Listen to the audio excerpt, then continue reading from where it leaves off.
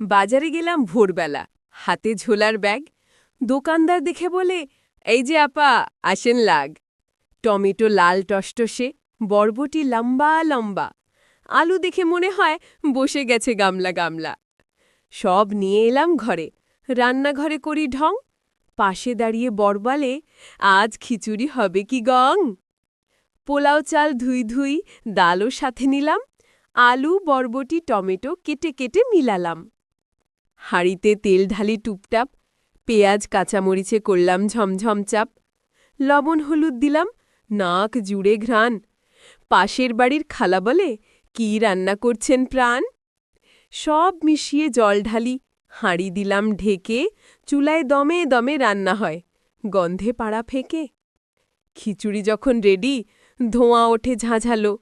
প্লেটে ঢেলে খেতে গেলে, বেশি দিয়েন না বলে ঝগড়ালো। শিশুরা বলে, আরও দাও, মজা লাগে খেতে। শ্বশুরমশাই বলে, হাহা, এমন রান্না পাই কইতে। আমিও খেতে বসে হাহা করি হইচই। খিচুড়ি খেতে খেতে মনে হয়, আজ বর আমার রাঁধুনি কয়েন কই। তো আমার রান্না যদি লাগে দারুণ, ফেসবুকে ফলো শেয়ার দেবেন আপন। আর যদি ইউটিউবে ভিডিও দেখেন প্রিয়, একটা সাবস্ক্রাইব দিয়ে যাবেন। এটাই চাই শুধু, ভাই বা দিদি।